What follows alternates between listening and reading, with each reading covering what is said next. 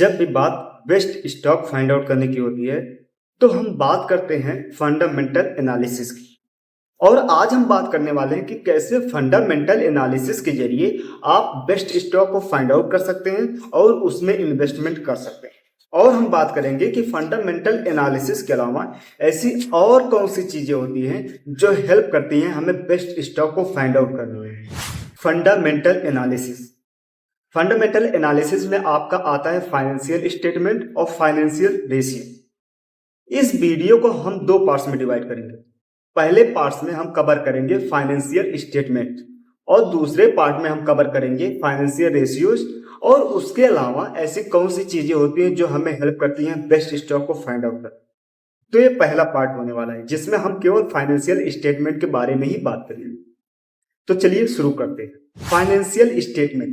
Financial statement में income statement आता है, बैलेंस शीट आता है और कैश फ्लो स्टेटमेंट आता है। तो सबसे पहले हम बात करते हैं बैलेंस शीट की। बैलेंस शीट में हम कंपनी के एसेट्स और लायबिलिटीज को देखते हैं। एसेट क्या होता है? एसेट ऐसी चीजें होती हैं जिसे कंपनी सोल्ड करके उसको तुरंत कैश में कन्वर्ट कर सकती है। अगर कंपनी के पास कैश रखा हुआ है तो ऑलरेडी वो एसेट है।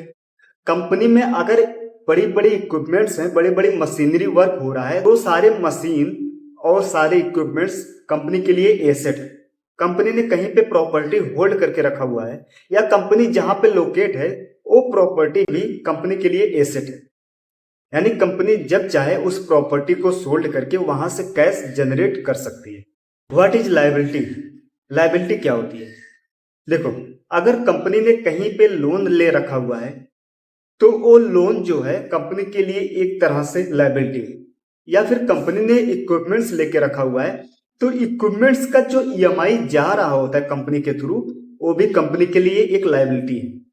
कंपनी रेंट दे रही होती है, कंपनी को बिल पे करना होता है, तो वो सारे बिल जो कंपनी पे करती है मंथली क्वार्टरली चाहे जो हो, वो सारे बिल कंपनी के लिए लायबिलिटी है। अब फाइनेंशियल एनालिसिस में हमें देखना ये होता है कि जो कंपनी का एसेट होता है और जो कंपनी की लायबिलिटी होती है, वो एसेट कंपनी के लायबिलिटी से हमेशा ज्यादा होनी चाहिए।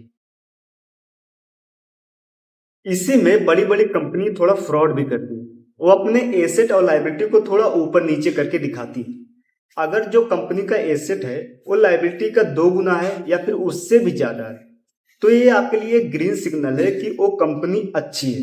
यानी जितना ज्यादा एसेट का वैल्यू होगा लायबिलिटी की तुलना में, उतना ही कंपनी अच्छा परफॉर्मेंस कर रही है, यानी उसका स्टॉक लेना आपके लिए सही रहेगा। दूसरे नंबर पे आता है इनकम स्टेटमेंट। इनकम स्टेटमेंट में हम बात करेंगे रेवेन्यू की, एक्सपेंसेस की और नेट प्रॉफिट की। तो सबसे पहले बात करते हैं रेवेन्यू क्या होता है। देखो, कंपनी ने अगर कोई फाइनल प्रोडक्ट तैयार किया हुआ है तो उसको सोल्ड करेगी और उसके सोल्ड करने पे जो भी पैसा आता है वो कंपनी के लिए एक रेवेन्यू। अब उस रेवेन्यू में से जितना भी कॉस्ट होता है उसको हमें माइनस करना होता है और माइनस करने पे हमारा आता है नेट प्रॉफिट। अब एक्सपेंसेस क्या है? एक्सपेंसेस मतलब जो भी खर्चे उस प्रोडक्ट को बनाने में लगे हुए हैं वो सारे एक्सपेंसेस में आते हैं। जैसे लेबर चार्ज हो गया, पैकेजिंग चार्ज हो गया, बिल हो गया और रॉ मटेरियल की कॉस्ट हो गई। मतलब कॉस्ट में भी बहुत सारी चीजें आती हैं। इसको इस तरह से समझते हैं, किसी ब्रेड की कंपनी ने 10 पैकेट का ब्रेड बनाया हुआ है और वो 10 पैकेट का वैल्यू जो है वो 100 रुपए है। यानी कंपनी ने उसको सोल्ड किया, उसने वहां से 100 रुपए रेवेन्यू जनरेट किया। अब उसमें से उसके कॉस्ट को माइनस करना पड़ेगा। यानी सपोज करो अगर उसको बनाने में पूरा खर्चा सब मिला के 60 रुपए आया है, अब 100 रुपए में से हमें उस 60 रुपए को घटाना होगा और जो भी वैल्यू बचेगी वो उस कंपनी का नेट प्रॉफिट होगा। अब फाइनेंशियल स्टेटमेंट में हम कैसे नेट प्रॉफिट को देखते हैं। अगर हर साल किसी कंपनी का नेट प्रॉफिट हो रहा है तो ये ग्रीन सिग्नल है कि वो कंपनी अच्छा परफॉर्मेंस कर रही है। और अगर उस कंपनी का नेट प्रॉफिट हर साल बढ़ता जा रहा है तो ये पक्का वाला ग्रीन सिग्नल है कि आप उस कंपनी के स्टॉक में इन्वेस्टमेंट कर सकते हैं। नंबर 3 पे आता है कैश फ्लो स्टेटमेंट। जैसा कि कैश फ्लो से ही तुम्हें समझ में आ रहा होगा कि हम बात करेंगे कैश की। कैश फ्लो स्टेटमेंट में हम ये देखते हैं कि कंपनी के पास कितना कैश फ्लो आ रहा है या फिर कंपनी ने ऑलरेडी कितना कैश को रखा हुआ है। इसको एक एग्जांपल से समझते हैं। सपोज कोई कंपनी है और उसने अलग अलग तरह से इन्वेस्टमेंट किया हुआ है। पहली बात तो जो वो कंपनी है उसने खुद में इन्वेस्टमेंट किया होता है, और दूसरी बात हो सकता है उस कंपनी ने रियल एस्टेट में भी इन्वेस्टमेंट किया हो, या फिर उस कंपनी ने किसी अदर कंपनी में इन्वेस्टमेंट किया हो, या फिर ऐसा हो सकता है कि उस कंपनी ने ऑलरेडी अपनी ही कंपनी को थोड़ा सा एक्सपेंड किया हो, यानी उसके अलग अलग ब्रांचेस को ओपन किया हो। अब बात यह है कि जितनी भी सारी इन्वेस्टमेंट उस कंपनी की है, तो कैश फ्लो स्टेटमेंट में हमें देखना होता है कि सारे इन्वेस्टमेंट जो भी कंपनी ने कर रखे हैं वहां से कैश आ रहा है या फिर नहीं आ रहा है।